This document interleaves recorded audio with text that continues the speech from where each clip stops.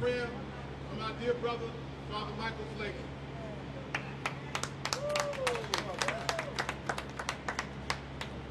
Well, let us pray. God, you're a God of justice, and you're a God of truth. You called us to fight for justice and to speak and walk in truth. And you're a God that called us to be like little children. And that's why we are here today, God, to demand justice, to demand truth. And we're here because black children do matter. And we're here because we care about the children. And we want CPS and all those involved to care about the children first. Put the children first. If that's what our education system is about, let's do it for them. So bless us, Lord, and then convict those who are in the positions of power to understand that their jobs are to serve our children and educate our children and do what's best for our children. We ask this as we ask all things in Jesus. Amen. Live uncut and edited. First of all, it's a shame that we're using the same old playbook. And we can't deny the excellent work that Dr. Abdul Muhammad did, the discipline he instilled, how he brought excellence to the education, and how he's loved by the students and by the parents. But then we tried to assassinate him. We conspired with racist individuals can't stand having a strong black man in leadership. You can't keep saying, CPS, you want more black teachers, while you keep getting rid of black leadership in this city. That's right. We want you. We want you to do what's best for the children. That's why you're here, to serve the children. This man served the children, educated the children, brought discipline to the children and respect to the children. Now put him back in the position he deserves so he can lead those children. That's right. Live uncut and edited.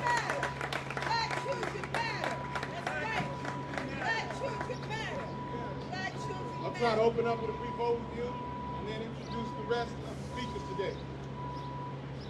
If you're a black principal in Chicago public schools, district officials often find ways to tell you that your job is not to supervise white teachers. Your job is to spoil white teachers. For example, they told Principal Muhammad with their actions that his job was not to end the theft of school funds by white teachers. His job was to enable the theft of school funds by white teachers. They told him that with their actions.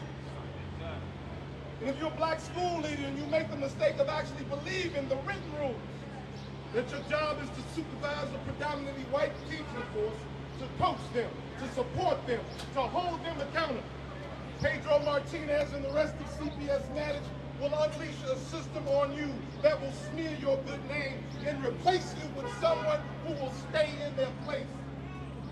The place that racially biased and bigoted systems carve out for black people. They will put you in a place ran by an unwritten rule that says you can support white teachers. You might even be able to coach white teachers, but don't you dare make the mistake of believing you can hold white people accountable. Don't you dare. Last year, this district removed 7 black principals, including Gerald Burrow, Kimberly Gibson, and Abdul Muhammad. One of the key, but not only components of this racially biased system that removed them is the CPS Law Department. The department's lead investigator, Kelly Tarrant, authored the report that was used to justify removing Muhammad.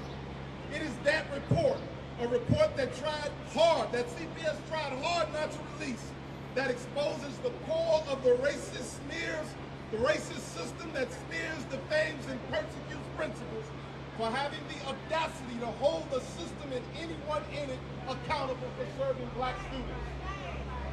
The report by itself won't tell you anything unless you do what Kelly Tarrant and her supervisor, Libby Massey, failed to do. As journalists, you are the perfect people to do it.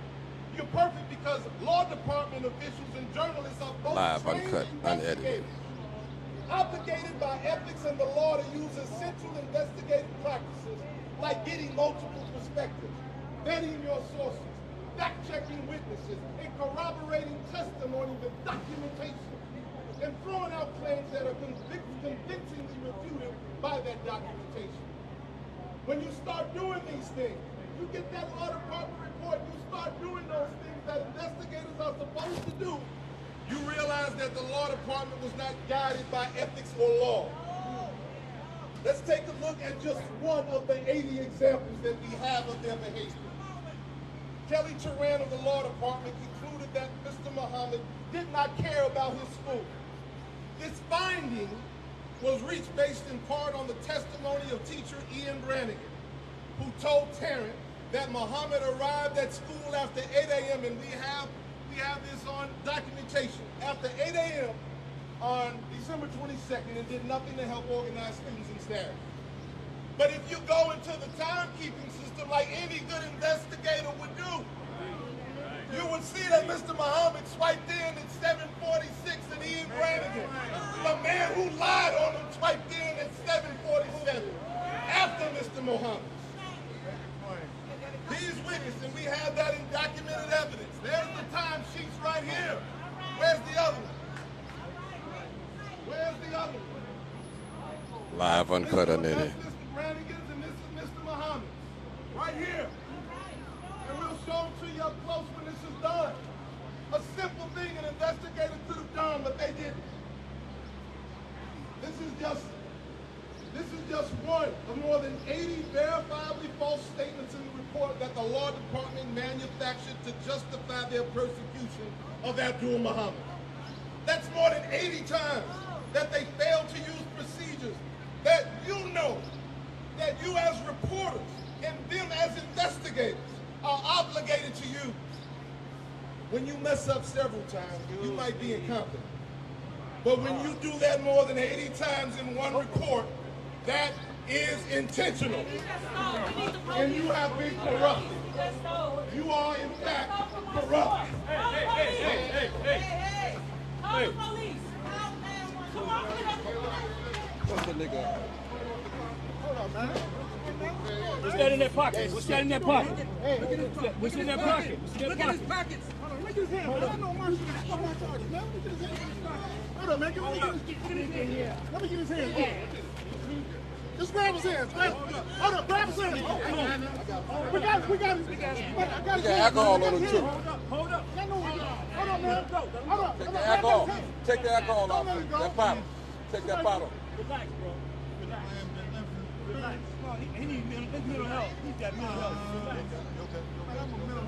I know the wall, man. We got him. That's the other one. You don't know what this is talking about. Live uncut on it.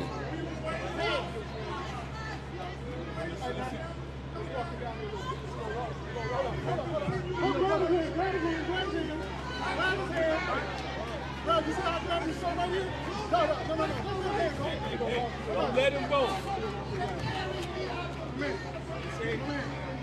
Step down, man. Go step down. Step down, man. Go. Look at him, man. Get yourself fucked up, man. Put him on the ground. Put him on. Give him his stuff. Hey, man, somebody call the police. Call the police. Call the police, man. Somebody call 911. You don't want to get hurt out here, bro. Making it worse for yourself. Yeah. Somebody call the police, goddammit. My guy. Call the goddamn. We 42 West. Hey, brother. Hey, bro.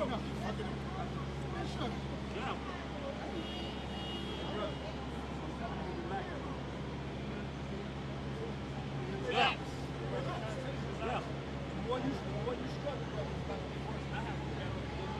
It's live uncut on it.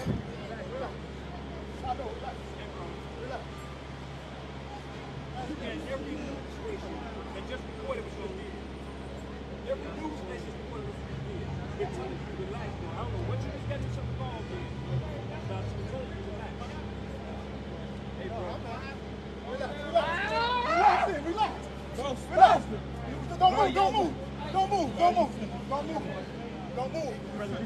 Hey, man, take that off. I got you. Take that off. I got you. Somebody call the police. I want y'all to time to see how much police come.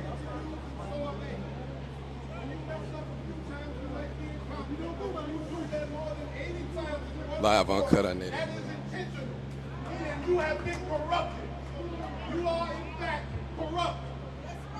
CPS management has corrupted the entire system and many of the people in that system in order to build within it a system or a factory designed to manufacture false guilty verdicts against black principals.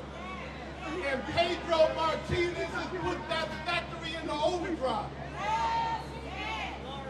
Lastly, at least 3 departments, I want you all to hear me, at least 3 departments, LSC Relations, the Office of Network Supports, and the Law Department are part of this corrupted system, and they coordinate their actions.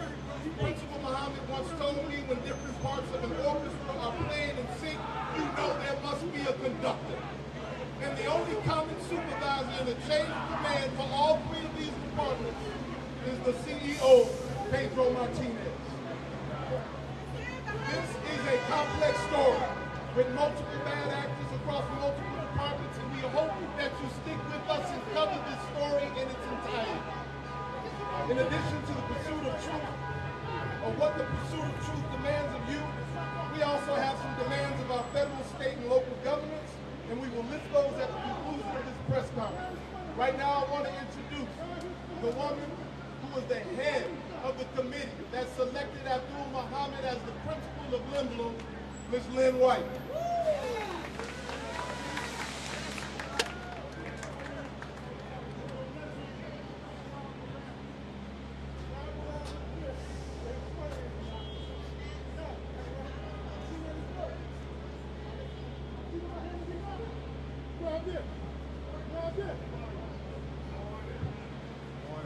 As the chairperson of the principal selection committee, my job was to work with our local school council and to make sure that our process of selecting our principal was on target and managed well.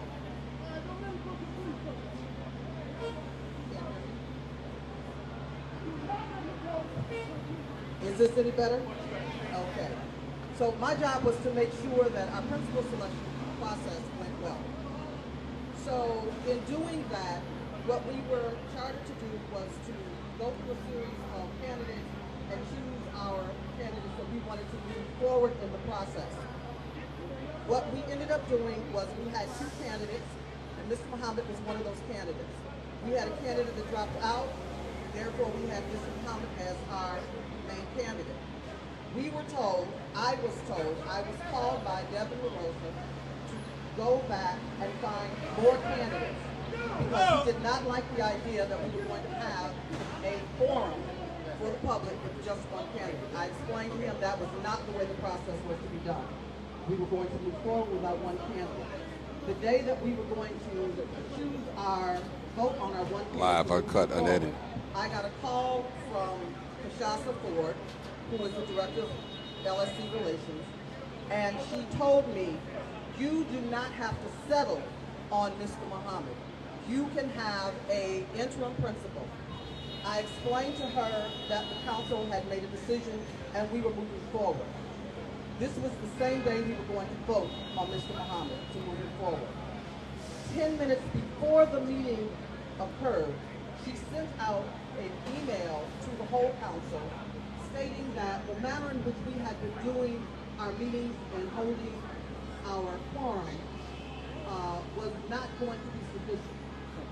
None of the people read this email until we were in the middle of the meeting, when she got in the meeting uninvited and started telling us how we had to change what we were doing. And when that didn't work, she began to yell at us and tell us that Ms. Carpenter, who had been the assistant principal, who could not participate in the principal selection process because she did not qualify, that she was her friend and that we needed to understand that she was going to do what she needed to do to ensure that we had a candidate that she felt was going to be sufficient for the school.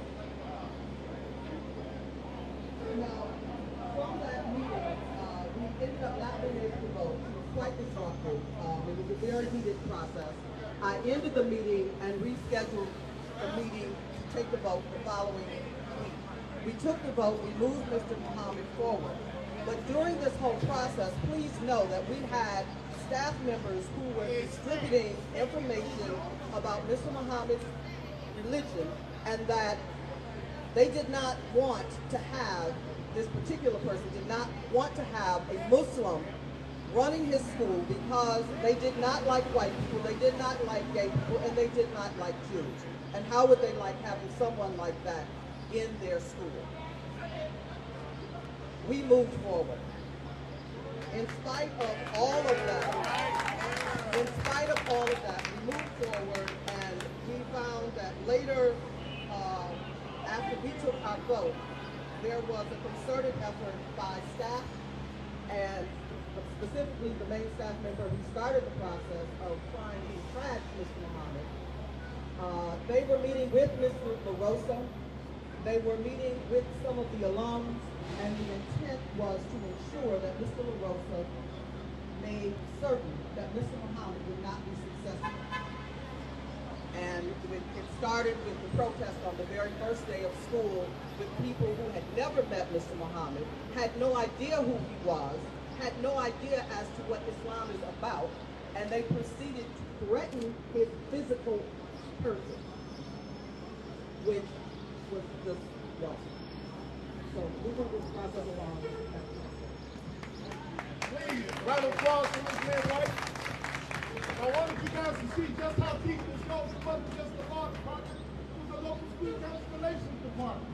It was the office in network support. It is a vast plot and a system designed to get rid of black principals they don't want.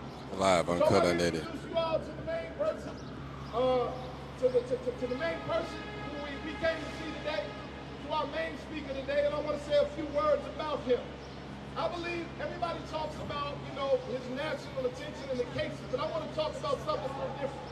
I believe that Mr. Benjamin Crump is an empath. I believe he feels other people's pain.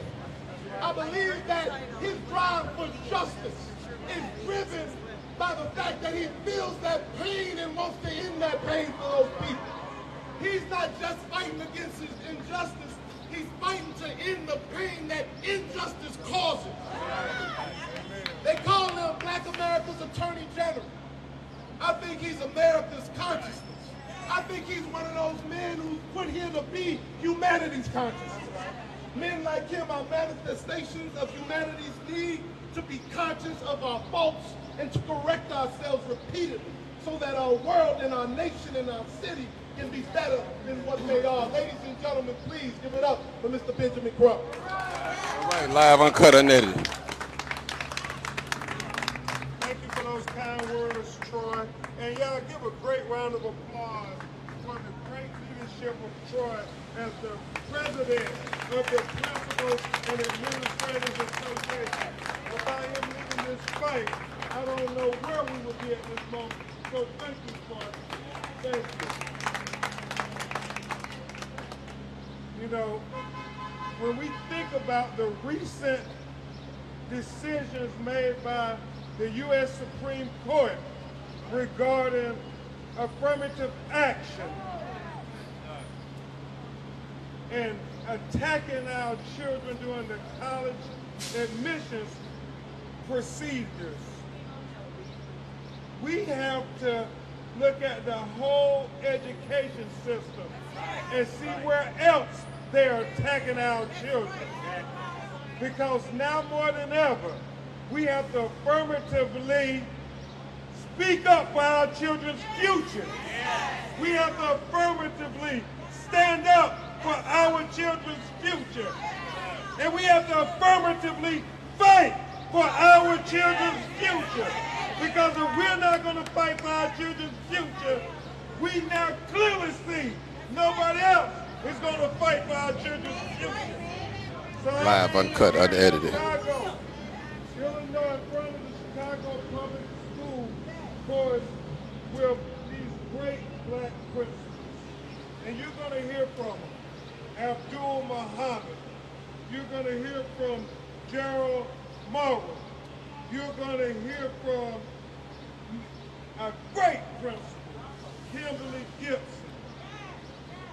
You heard from one of our great spiritual leaders, Father Michael Flagler, and people of goodwill all over Chicago and all over America have been calling me saying thank you for standing up for our black educators. I mean, they are the unsung heroes. Every day they go into classrooms and they get paid with pennies, but they do the most miraculous, amazing job in educating our children, preparing them for this world that we're trying to disenfranchise them, marginalize them, and victimize them. So I want to say thank you first and foremost to these black educators and these black principals. Let's give them their flowers. Live, uncut, unedited. While others try to condemn them, we celebrate them. So, Live, uncut, Benjamin Crump. I've been told if it happens once, it's an incident. Uh-huh. It happens twice, it's a coincidence. Okay.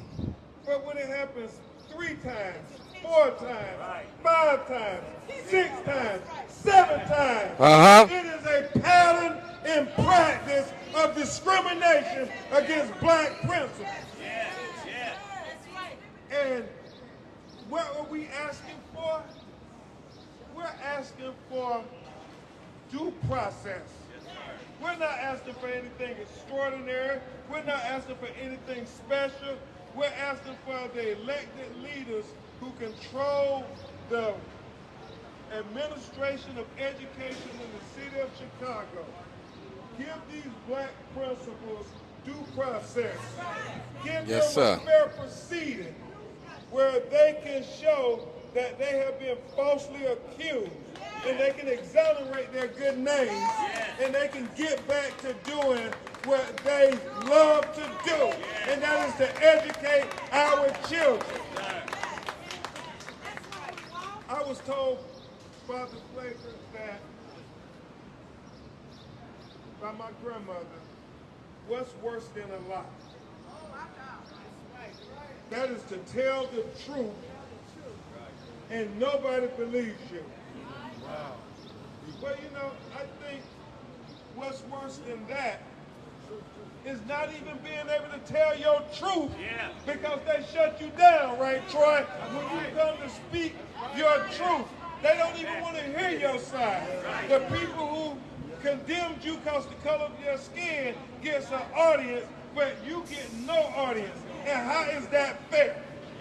Live, uncut, unedited. Share it on your page, people. Troy, you correct me. I understand when you tried to speak up for Principal Muhammad, you were escorted out of the school board meeting. Wasn't even allowed to hear both sides. But when the people who accused him, they were given the charity of the undivided attention of the school board. All the white teachers who wanted to say that he was not a good principal, oh, they got carte blanche. They got to have their case made to the school board. But when people like Troy and the students and the parents came and said, no, he's not a bad principal. He's not a good principal. They said he was a great principal. They cut the mics. So you can't cut the mics today. Because we don't stand for That's black right. principals and black teachers and black educators. Live, uncut, unedited. I say this because when you hear from Mr. Principal Muhammad, and Troy has already told you, there are 80 allegations, and one by one, methodically, him and his great lawyer, Attorney Saeed Ali Muhammad, went through and they showed that they were untrue, that they were false, that they were lies, that it was a conspiracy to get rid of this black principal because he was doing his job too good in educating black children. Tell the truth. And shame the devil. To illustrate that it is more than just an incident, we want to talk to you about Kimberly Gibson. Yeah. She became principal of the newly named Harriet Tubman Elementary School. She became principal of the newly named Harriet Tubman Elementary School that was changed from being named after Louis Agassiz, who was a devout racist.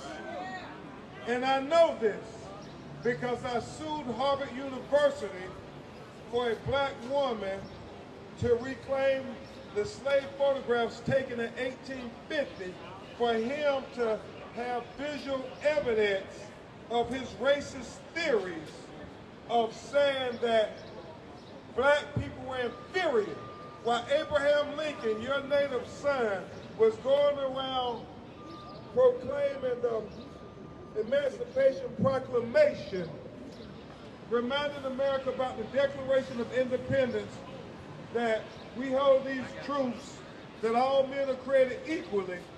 Well, this man, who the elementary school was named after Louis Agassiz, a Harvard professor, was saying, no, I can prove scientifically that black people are inferior to white people. And so after 100 years, Chicago finally saw fit to take this racist name down off the school and to name it after somebody who was a true person who celebrated the ideals of the Declaration of Independence. And the principal, the first black principal of that elementary school, Live uncut, unedited. Principal Kimberly Gibson, a black woman who was a career educator, who was brought up and educated in Chicago public schools, who was a teacher's assistant, then became a teacher and worked her way up to being a principal. You would think somebody like Principal Gibson would be celebrated and welcomed and cherished versus being attacked and marginalized and discriminated against. You see, this person, Louis Agassiz, he saw no value in black people. But this person, Harriet Tubman, fought for the value of not only black people, but for all people. And that's exactly what Kimberly Gibson was doing, trying to show the value in all of our children, our black children, our white children, our Hispanic children, our native children, all our children is what Kimberly Gibson was fighting for. That's what she came to the school to do. Even when the school board said they had no money to name the marquee on the school from Louis Agassiz to Harriet Tubman, she went Live, uncut, and unedited. fundraised the money so the children would be able to see the name of a true American hero when they walked into the school. That's the kind of principal Kimberly Gibson was. And then, this is what she was greeted with. It's live, uncut, unedited. This is the text message. This is the text message she was greeted with. And I want to put it beside Kimberly so the cameras can see it. This is the text message she was greeted with. And I'm going to read it. The quote. Hold on. I want it near Kimberly. I want Kimberly to hold. This is the text message she was Live, greeted uncut. with. Can't see it back It here. says, Okay. Read it. let me read it for you. I got it correct. It says, and I quote, Miss Gibson, we finally got you. You won't be long. You won't be here long, nigga. Wow. Live uncut on it. That's how she was greeted. And after a year and a half, even though Chicago Public Schools recognized her with honors after being at Harriet Tubman Elementary School for 1 year, a year and a half, they unceremoniously, Troy, terminated her for 1.5 years. And then she got the text message saying, I told you we was gonna get you, nigga. Live Now, uncut how unedited. is that not anything but a conspiracy to get rid of this black woman who they wanted to get rid of from day one? And so I want you to know, Principal Gibson, we won't let them sweep you under the rug. We won't let them marginalize you. We won't let them discriminate against you, because we will stand with you today, tomorrow, until the end. We will stand with you, Brother Muhammad, today, tomorrow, until the end. We will stand with you, Principal Morrow, today, tomorrow, until the end. Live And uncut, forever, unedited. We will speak up for black children. We will stand up for black children. And we will fight for our black children Yes. to be educated. Because without a quality education, they're on a direct pathway from the school to prison pipeline. And we won't it. let you Live uncut send on our it. children to the prison system. We're going to fight for our children to have an equal opportunity at the American dream. And that starts with them having an equal opportunity at getting a quality education. Because black children matter. Black children matter. Yes, sir. Yes, sir. Number around with Brother Crump.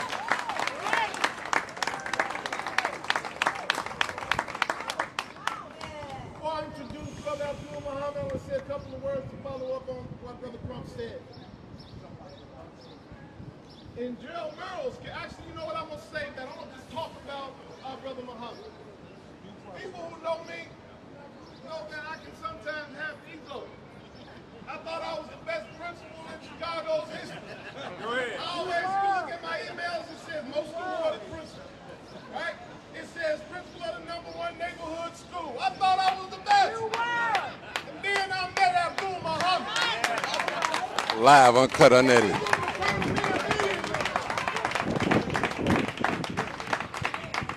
I'm not playing.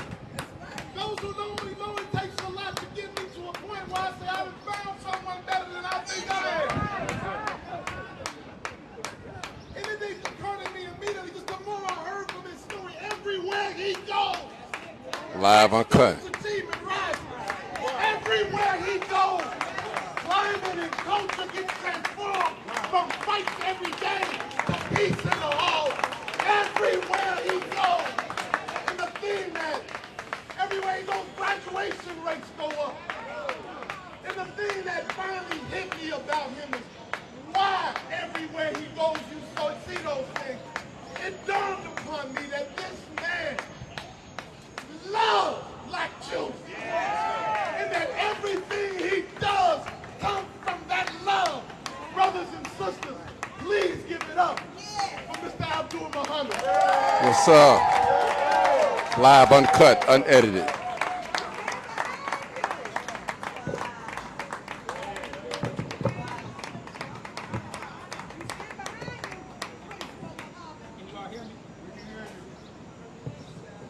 Can you all hear me? Good morning. Live uncut unedited. In the same district where an ordinance was passed in 1863 that prevented black children and white children from going to the same school. The same district that put black children in Willis wagons.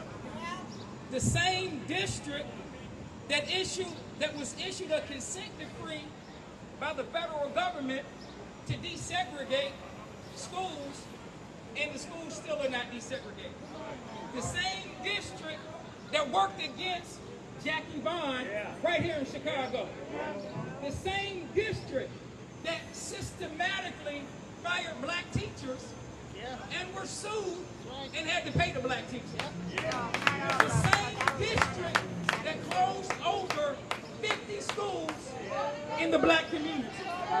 Live, uncut, unedited. Yes. That closed Diet High School and didn't reopen it until the community members went on a hunger strike for 34 days. Yes, sir. The same district that fought against Karen Lewis. Yes, sir.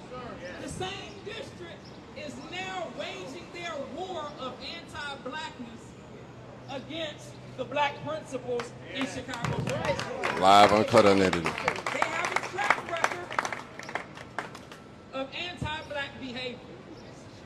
On the one hand, they say, the research says black children perform better when they have black teachers and black administrators. And that's said publicly, but privately, they conspire against black educators. This is not my opinion. This is historical fact. It's even on the CPS's own website as an example of institutional racism on how they got rid of black teachers. My name is Abdul Muhammad. I am the former principal of Lynn Bloom Math and Science Academy. I am the former principal of Lynn Bloom Math and Science Academy. I've been an educator for 29 years. My entire adult life has been dedicated to black children. I've been in Chicago public schools for 25 years. I won the Teacher of the Year award. My wife was there. This is my wife, y'all. Couldn't have done it without her. I won the Teacher of the Year award for the city of Chicago. I was featured in Who's Who among American high school teachers for 4 or 5 consecutive years. I was nominated twice for the Golden Apple Award. I'm saying this because I'm not a stranger to Chicago public schools. Live, uncut, unedited. Because of the love that I have for the children. Everywhere that I've gone, and they're through the streets of Chicago to this day. Children love Mr. Muhammad. That's right. I go into the schools and there's fights every day. And I go in there and build relationships with the students and the fights decrease. This is my track record in Chicago public schools. When I first became an administrator, I started at Percy L. Julian High School. And at Percy L. Julian, there were fights almost every single day. By the time I left Percy L. Julian, I could stand in the hallway by myself and count down from 10. And the students would rush to the classroom. Not because I intimidated them, because they knew I loved them and they didn't want to disappoint me. So we brought the fights at Percy L. Julian all the way down, but then we brought the academics all the way up. Right. Live, uncut, unedited. I went to Nancy B. Jefferson. Now many of you don't know, that's the school that's inside the juvenile detention center. The children call it the Oddie homes. I was the assistant principal in the school in the juvenile detention center. 85% black males locked up. All the people that you hear about that are shooting, all that you hear about, they got to go somewhere when they get arrested. They had to come see Principal Muhammad. And I built such strong relationships with these young brothers that this was the first time that they could put them all in a room together. The GDs, the BDs, the Vice Lords, the Four Corner Hustlers, the Black Souls, the Latin Kings, the EBK. They could put them all in the room. And it wouldn't be a fight, not because I intimidated them, but because I loved them. So now, this is my track record that CPS is well aware of. And even though I haven't been to the detention center as as an assistant principal for over 7 years, because I'm dedicated to the children in the city of Chicago, I've been back, and some of you here can bear me witness, at least 50 times since I left. Because I'm committed to the children, not committed to a job. So now, when I left Nancy B. Jefferson, I was selected to be the principal at Frederick Douglass High School. And when I got to Frederick Douglass, that's my LSC community rep, she knows. That's right. When I got to Frederick Douglass, anything that you could name that could be wrong with a school was wrong with the school. That's right. And I'm not putting anybody down. Frederick Douglass was neglected because it was one of the smaller schools in Chicago. So it was neglected by the district. But what Frederick Douglass needed was love and attention. Right. And that's exactly what I gave those students and the Austin community. Live, uncut, in the 5 unedited. years that I was at Frederick Douglass, we brought the attendance rate that was in the 70s all the way up to 85%. The graduation rate, which was in the 70s, went to the district average of 82%. Where they were fighting every day because the school was neglected at Frederick Douglass. It was a thorn in the side of Chicago public schools because nobody could go there and get the school under control. But I went there and was blessed to minimize the fights, to bring the academics up. I'm only giving y'all my track record. Live, uncut, unedited. And as a veteran educator, I applied for the principal's position at Lynn Bloom High School. There were 11 candidates that also applied, 11 candidates that the LSC, the ALSC, was looking at. Of those 11, they narrowed it down to 2, myself and another candidate.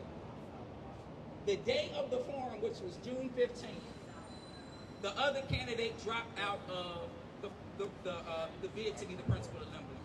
So I was the sole candidate. I came to the forum, they informed me, well, you're the only candidate, will you go forward? I said yes.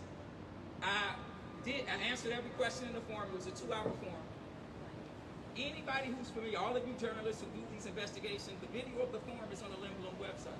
They never announced who the principal was at the end of that forum. It's a public forum. They're supposed to announce at the end, we have selected this person to be our principal. That announcement was never made. I didn't know why, at that time I didn't know why it wasn't made, but I know now. It's because Kinshasa Ford and Devin LaRosa were working behind the scenes to prevent me from being the rightfully elected by the LSC. Right. They were trying to prevent me from being the principal at Lynn Bloom High School. So a few days later, I got an email. I was selected by email, not in a public forum. Wow. I got an email from his wife. So now, this is how deep the rabbit hole goes. So I was at Lynn Bloom for 8 months before I was removed. When I got to Lynn Bloom, as any good principal, Live, uncut, unedited.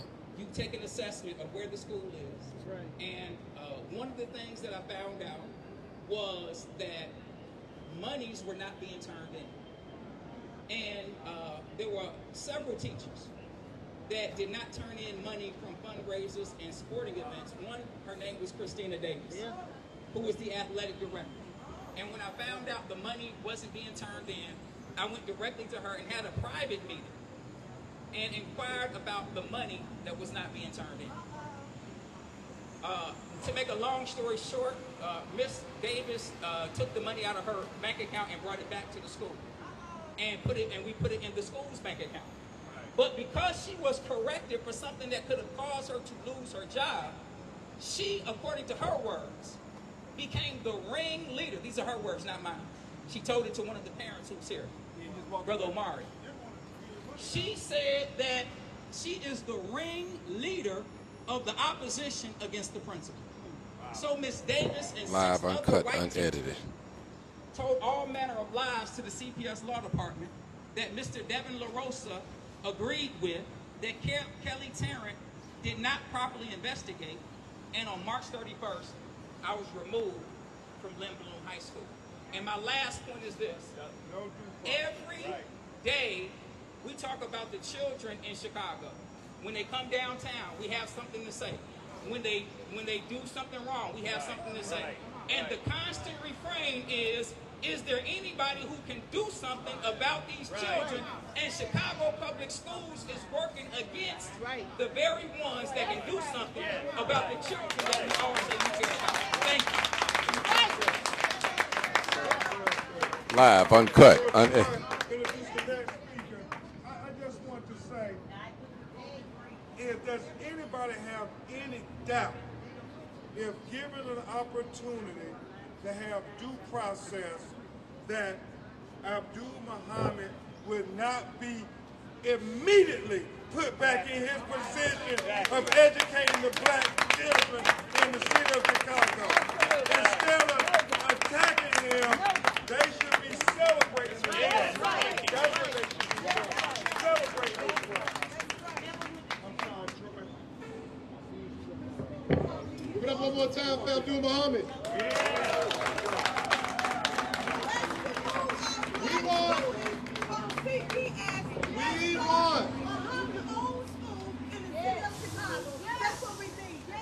I got a similar suggestion, but let me make it, sister.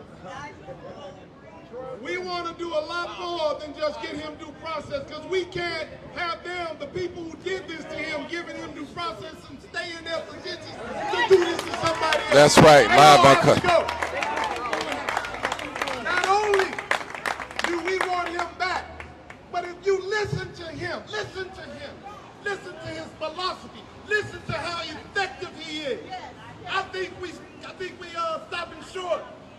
I don't think we should stop at having Abdul Muhammad return to limbo. I think we need to ask Mayor Johnson to seriously consider making Abdul Muhammad the next CEO of Chicago Public Schools. That's what I'm talking about. Live, uncut, unedited. He can be an example to everybody who doesn't know how to love black children. He can show them how to love our children. That is what we need. And Gerald Merle can be his chief education officer. Speaking of Gerald and due process, I'm going to make a point. You all know Brittany Griner, the WNBA player that got detained in Russia. You all know why she got detained? Why? Hash. Everybody knows why. You know why? Why am I making this point? Because Brittany Griner got more due process from Russia under Vladimir Putin than Gerald Merle got from CPS under Pedro Martinez. That's not hyperbole. You can quantify that. Brittany Griner knew what she was charged with. You know what she's charged with. Do you know what Gerald Merle is charged with? No. Neither does Gerald Merle. Gerald Merle got removed in December. And I'll never forget, I was in a meeting with Pedro. Pedro was sitting right across the table from me. Live, uncut, and the unedited. Senate Chief of Staff, Jake Butcher, was right there. And we were negotiating over a bill, a law, a legislation. And I tried to make a point. I said, Mr. Butcher, and I brought up Gerald Merle and how he doesn't get due process. And Pedro said, no. Just wait till the report comes out. You'll see. 7 months later, it's still not out. What he really should have said is, just wait till we find something. Because that's why the report's not out. Because they removed him with no report because they still looking. And they're never going to find anything. So once again, Brittany Griner got more due process from Russia under Vladimir Putin than Gerald Merle got from CPS under Pedro Martinez. Everybody give it up for Gerald Merle. Let him tell his story. Live, uncut, unedited. Thank you, Troy.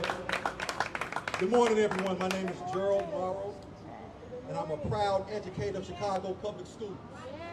I've been an educator for over 32 years. I'm a proud product of Chicago Public Schools. Marcus Garvey Elementary School and old M.L. King High School. I've been around this district doing some of the toughest work that you could imagine. I've been to the west side with Achievement Academies.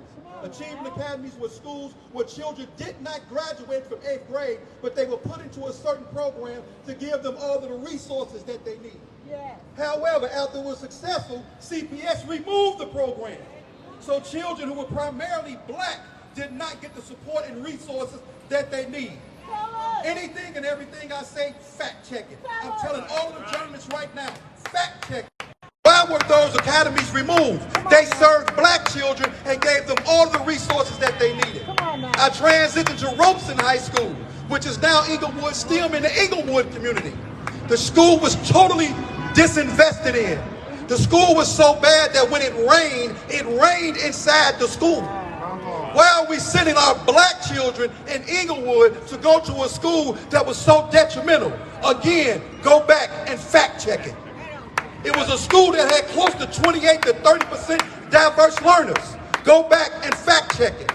Right now in Chicago public schools, the neighborhood schools are the ones who have the most diverse learners. They have the ones with the biggest challenges. Why aren't they being supported? There are supposed to be 14% of diverse learners in selective enrollment schools. There are less than 8. Why is that happening? They're putting the most marginalized children in certain areas. I transitioned from Robeson High School to Dunbar High School.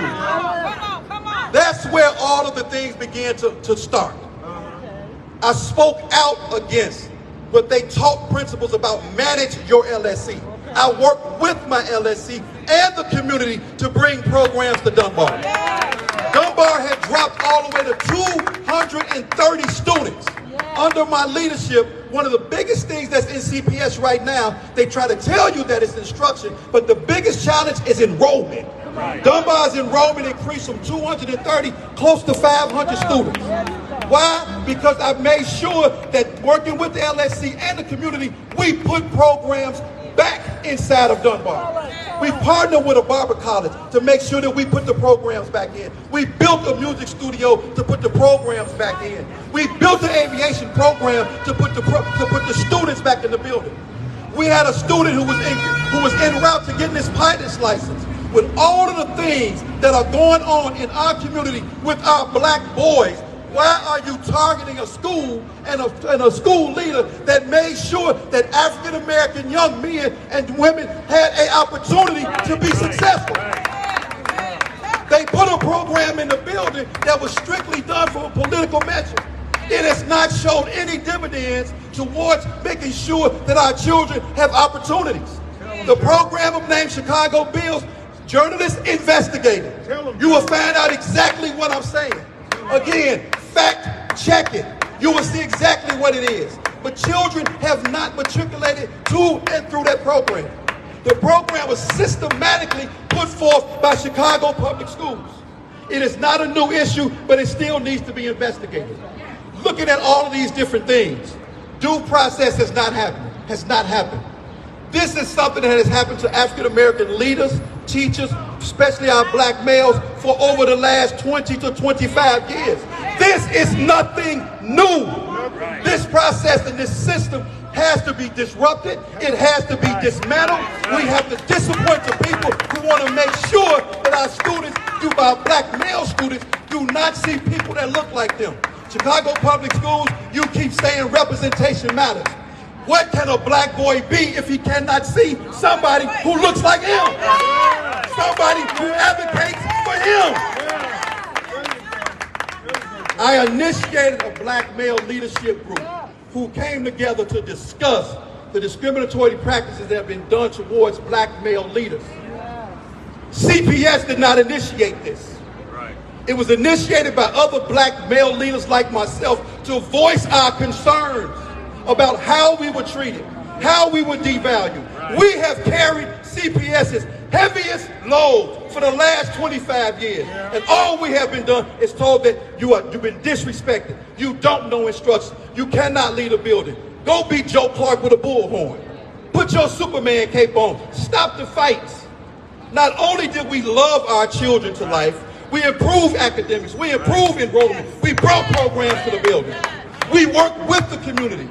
And we have been ostracized for doing one thing, elevating our voice, loving on children, and making sure that the families and the children of Chicago public schools, especially in the African American community, can be served. We will continue to use our voice. We will continue to fight. We will not stand down. We will make sure that these systems and structures are dismantled by the law department to make sure that due process goes forward.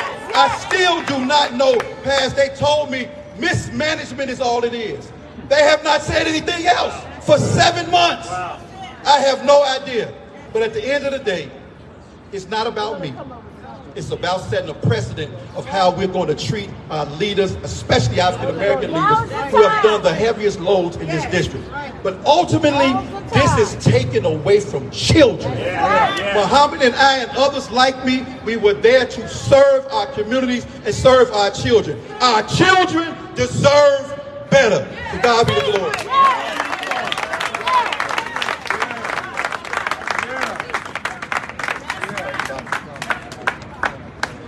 Give Brother Merle one more round. Now, I'm going to revisit that. Now imagine the CEO and the Chief Education Officer of Chicago Public Schools. I'm not playing. I think we need to start a campaign. Imagine those two men leading this district. How much brighter would the future of black children and all children be? But we're going to turn our attention to our good sister, Miss Kimberly Gibson. Come on, Miss Gibson. Tell it like let's move our black children from CPS. Before we give her the mic, I want you all to see what she was facing.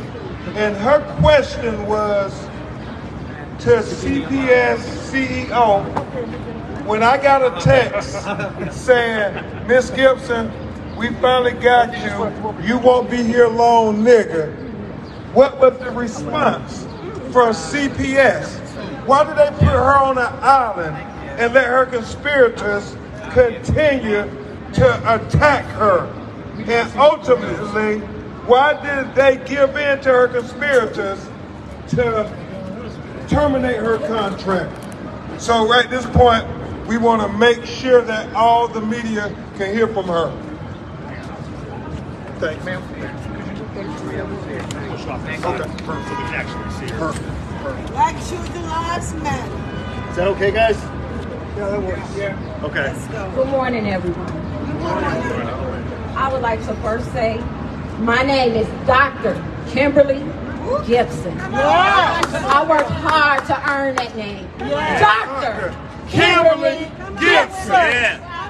And I'm here to tell you, I am the proud product of Chicago Public Schools. I attended John Hay Elementary School, and I graduated from the great Whitney Young High School. I need right now my Dolphin family to stand with me against what's going on in Chicago Public Schools. All my life I loved school. All I dreamed about was coming back to my community and being a leader in education. I was a parent volunteer. I'm the proud mother of 8 wonderful children who attended Jensen School and the Lane Locke Charter Academy. And I gave my time to help other children, but I saw a need to help those most marginalized.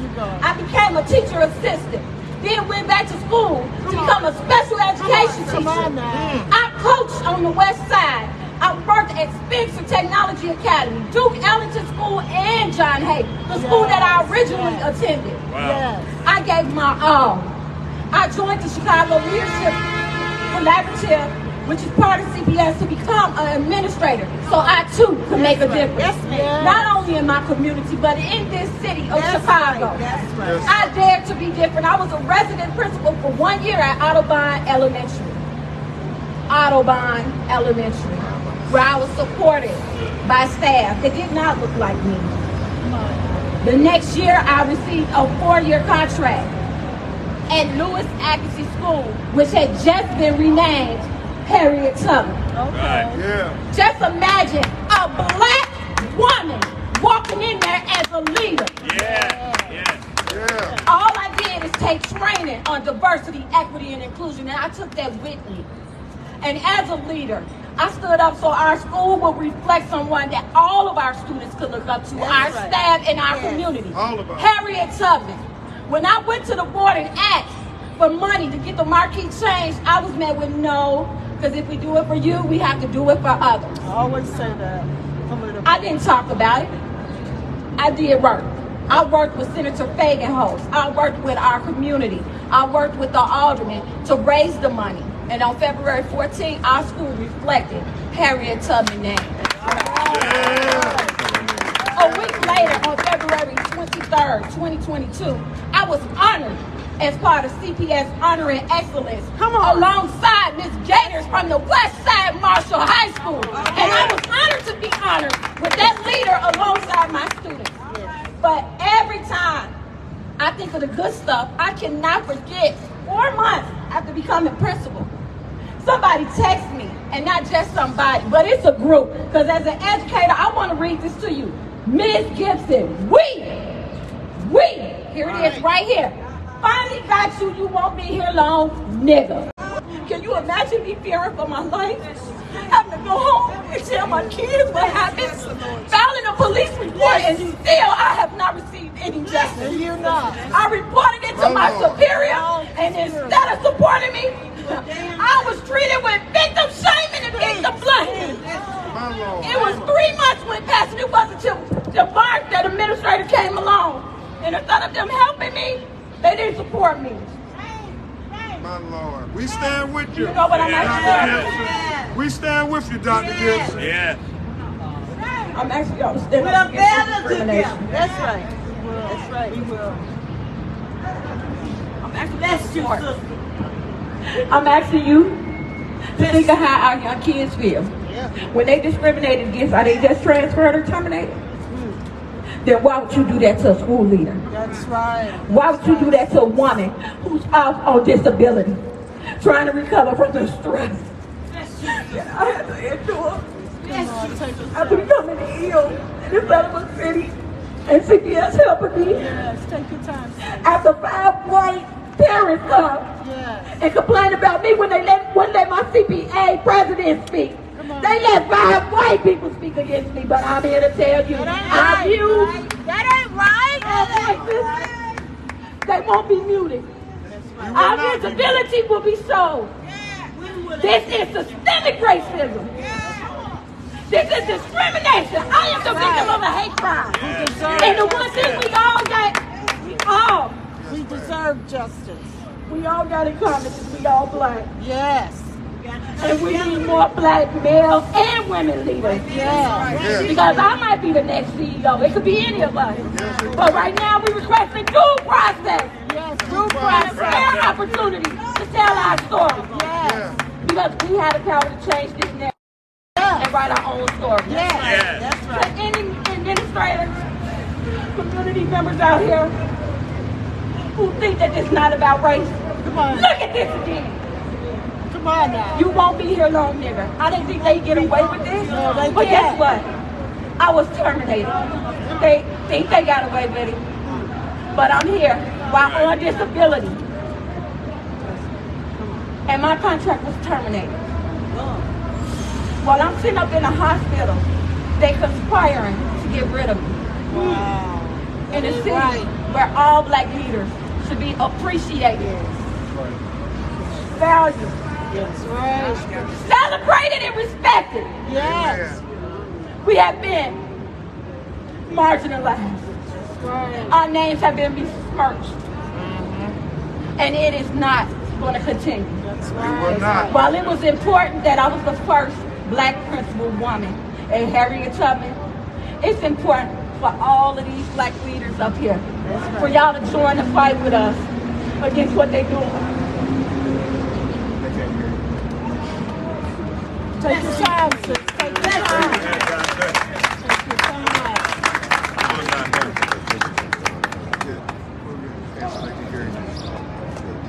Everybody got a story if you're black. We have a right to due process. Due process. Due process. Due process. Y'all give it up for Dr. Kimberly Gibson. Say her name, Dr. Kimberly Gibson. Dr. Kimberly Gibson. Dr. Kimberly Gibson. And the reason I'm doing that, Troy, is because I can only imagine how isolated, how disrespected, how alone she felt, Mr. Gibson, when she got this text. But we're here to tell you, Dr. Gibson, we will represent you, and we will make sure that you get your due process. They will not be able to silence your voice, the voice of any black principal or any black educator. Not anymore. Not today, not tomorrow, not forever. One more show of love for Dr. Kimberly Gibson. Dr. Kimberly Gibson. You want to handle the microphones again? Are you okay? Thank you, Queen. Someone came up. You want to raise it? I'll do it. All right, then we're going to go to Q&A. Student and then Q&A. Okay, we're going to have a student speak, and then we're going to take your questions. Good? When? Get the wires. Hold on. I'll move closer to you guys. Yeah, no problem. It's going to be easier because we're going to get the wires. They won't.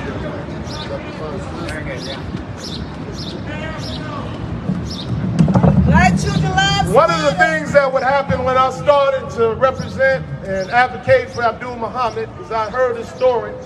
I'd go places with him. And I remember one time we were in a restaurant and I said, can we walk outside and talk for a minute? No more than 3 minutes out there, a student walks by, a young man, he's been in his 20s, Mr. Muhammad, my favorite teacher. And this kind of thing happened over and over and over again with this man. And I want to introduce one of those students. Let us speak for a minute, Ms. Amber Leaks.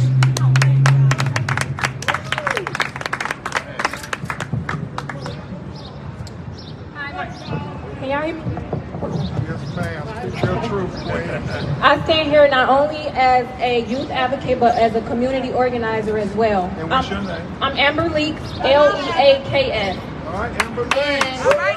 I'm both an alumni of St. Sabina and alumni of CBS, where Mr. Muhammad was a teacher of mine. In a society where there are already a lack of resources and people who really care about our youth, I just don't understand how the decision to remove Mr. Muhammad was ever a consideration.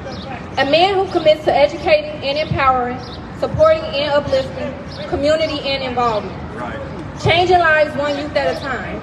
We talk about crime, about gang activities, yet the system continues to take away the resources and the people who really care and have positive impacts on our youth. We can't talk about change and then take away the very change and the people who are willing to establish that change. The system has already failed our black youth, and with decisions like this, it continues to fail our youth. There is not one student or mentee that Mr. Muhammad has taught, mentored, or led that will tell you that they didn't feel the love he had for teaching, for community, and for his students.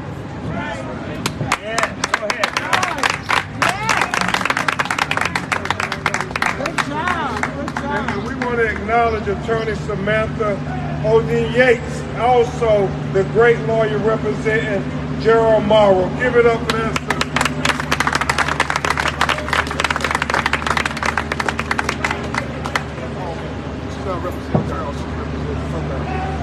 She's not representing Gerald, she is representing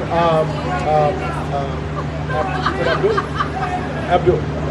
We just wanted to acknowledge her presence.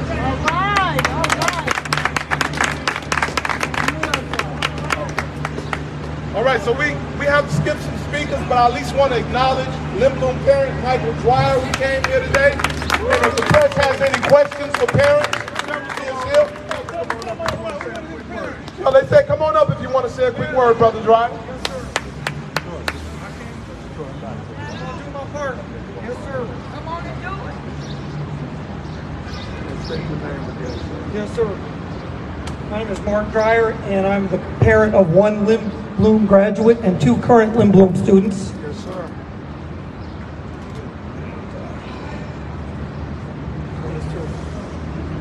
I have been an involved Limblom parent since 2015, and I am also an Illinois public school teacher going on my 18th year as a professional educator.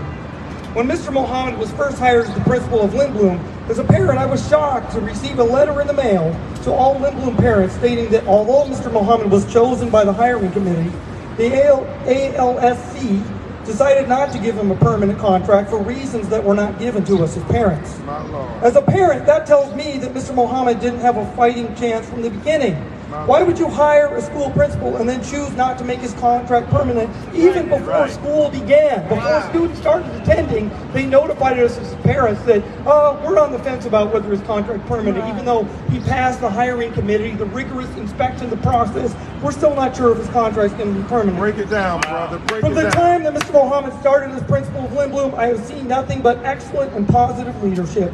As a parent of a student on the basketball team, the team asked Mr. Mohammed for a training device that was needed to help them compete with other schools in our league, and Mr. Mohammed got them exactly what they needed immediately. Lindblom's basketball team held their own in one of the most competitive leagues in Chicago, and yet I personally felt that staff members from Lindblom did not give the basketball team the recognition they deserved because they did not want it to be considered a credit to Mr. Mohammed as a success under his leadership as a principal. So we felt some backlash in trying to celebrate the achievements of our students. I've also seen social media posts of Islamophobic comments from Lindblom teachers and staff discriminating against him. It's bad enough to discriminate against somebody because of their religion. How much worse for white teachers to come into the heart of West Inglewood and discriminate against a black Muslim? If you are not okay, if you have a problem forming a relationship with black Muslims, then what are you doing teaching in West Inglewood? That's right. If you're going to come and teach in our neighborhood, get to know the community that they're teaching and build some relationships. And if you take the time to build a relationship with Mr. Mohammed, you'll find a man that is not there to give preference to people based on his race or religion. You'll find a man that is there based on a set of ethics and principles and a very high moral code that he holds all of the students to. And since Mr. Mohammed came, the fighting has stopped. Mutual respect among students has increased. Achievement levels have increased. And he was fired. He was removed. And we as parents still have not been given any reason as to why Mr. Mohammed was removed. And yet we saw nothing but positive change in the Lindblom community since his arrival. Now we want Principal Mohammed to receive due process. And to receive the honor he deserves for all the hard work he has done for the lives of our students and the professional educator community at Lindblom. Yes, sir.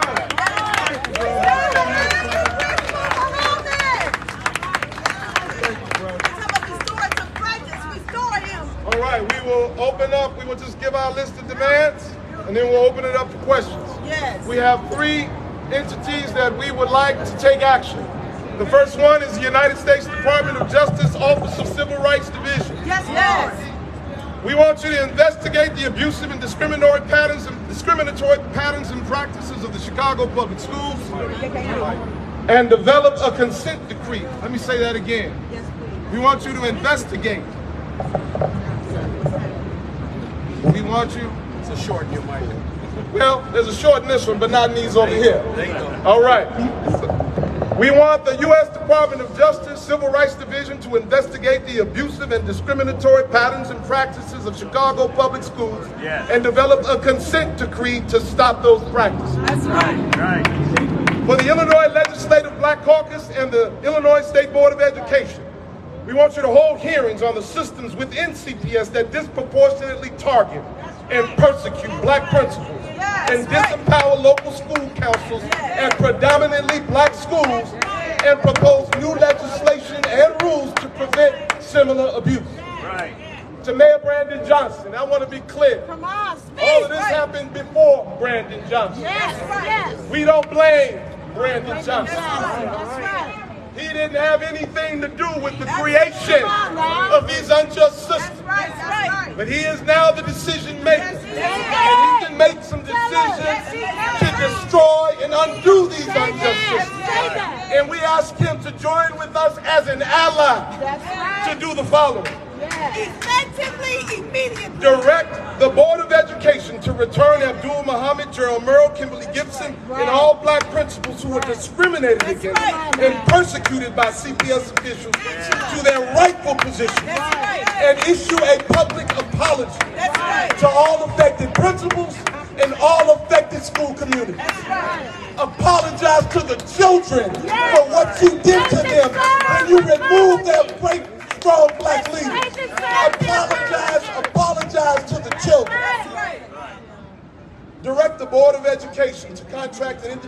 firm to investigate the departments and systems that disproportionately target and persecuted black principals, and suspend all board employees implicated in the targeting and persecution. That's right. These suspensions should include the CEO, Pedro Martinez. And lastly, we ask the mayor to join with us as an ally. That's right. To direct your floor leader in the city council to work with the Black Caucus and Education Committee. That's right. To hold hearings on the systems within CPS that disproportionately target and persecute black principals and disempower local school councils at predominantly black schools.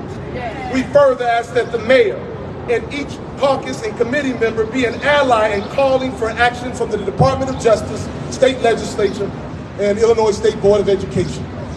We now open it up for questions. Sure. First question right out the bat. Yesterday, the mayor made some decisions in terms of the board. He's reorganizing who he's putting on the board. How does that relate to this case, and are you hopeful? And the second part to that question, his chief of staff, John Roberson, is an alum of Livernois, class of '87. Does that also give you hope that they will address the situation regarding Principal Muhammad and others? Okay, so the question was, what are my thoughts on the fact that there's a new Board of Education that was appointed yesterday and its effect on this? And the other one was the Chief of Staff being John Roberson, being an Livernois alumni. In terms of the Board of Education, the people that he put on there, the people he selected, I know almost all of them. I know almost all of their work. They do good work. They're people who are progressive, people who want to see justice. At the same time, we know people have allies. Right. And it is very unfortunate that some of the people who took part in this are part of the leadership in these schools of the Chicago Teachers Union. Those 80 lies all came from the teachers who were led by their CTU rep. And so there's a lot of sensitive alliances that are going to, people are going to have to go to their friends and say, hey, y'all messed up.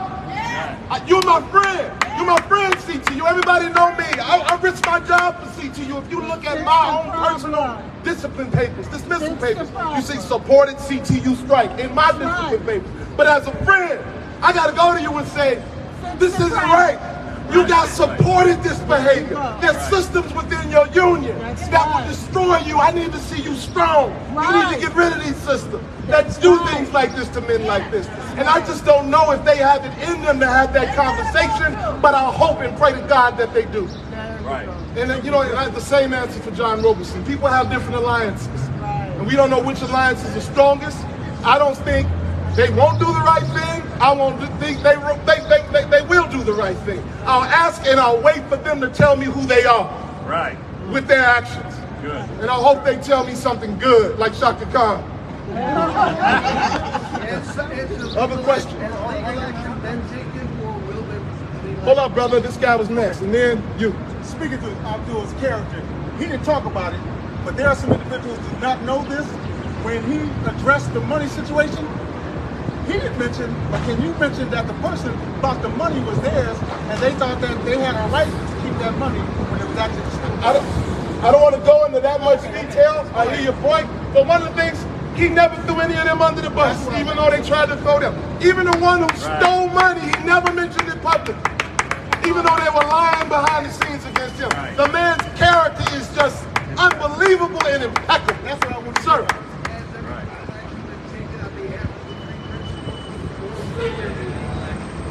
All options.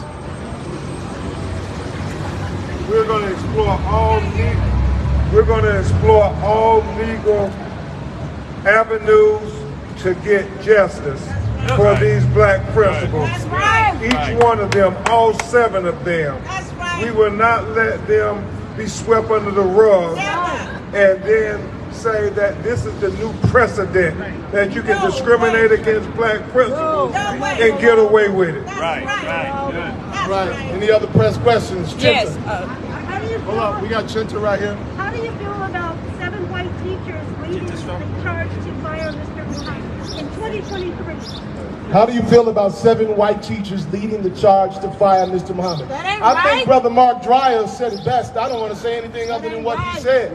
Those 7 white teachers coming into an all-black a majority black school with a majority black local school council and a majority black community, right? And trying to dictate who their principal should be. That's right. Like, just the statement itself speaks to its ludicrousness. It's insanity. So that's my statement. I don't know if you had something you wanted to say about it. Come on, brother. What I would add to that is, I would ask us a question. Do black people have the right to self-determination? Do black people have the same rights that every other race, every other ethnic group? We live in the most segregated city in America. And 2 or 3 black teachers can't go to Chinatown and plot and plan against an Asian or Chinese American principal, and the law department co-sign every lie that they tell, and the community stand behind that. It's insane to even think that would happen. We can't go to Pilsen, a little village, and 2 or 3 black teachers who don't like the Latino principal get together and go to the law department with over 80 lies, and then they are successful in their campaign. So the question that we need to answer is, do black people have the same rights? Do we have the right to self-determination? Do we have the right to choose our leaders without outside interference? Choose for what's best for ourselves and our community. That is the question. I'll add one more thing to that too. One reason those other groups wouldn't do that is because they know that the system is not designed for them to be successful in attempting it. Those white teachers understand the system they work in, and they felt empowered by the racist system set up by CPS to engage in the behavior, the deplorable behavior they engaged in. They knew the system would back them up once it saw their white skin. That's why we're going to straighten it up. A few more questions. Can you or will you be releasing the claims made against Muhammad and the evidence you have that refutes those claims? Well, first is absolutely. But remember my point. When we release, the report by itself says nothing. It's only when you release the report with the witnesses' statements, with the actual documentation. This is an 81-page report. And so what we would like to do is work with the press to release it because we have a small staff. So we would like to release it in segments at a time with the evidence as we're able to gather it and eventually have the whole thing out there. So absolutely. Can you tell me when you'll big question is yes. When will you start releasing that evidence? We're going to have Mr. Muhammad do it, but he has always stood for transparency. But more importantly, what we as a society stand for is due process of the law. That's right. Why does he have to do it this way? Why can't they have a hearing? I mean, this is the United States of America, where we say people are innocent until proven guilty, not the other way around. They said this brother was guilty until proven innocent. So why don't you ask that same question to CBS?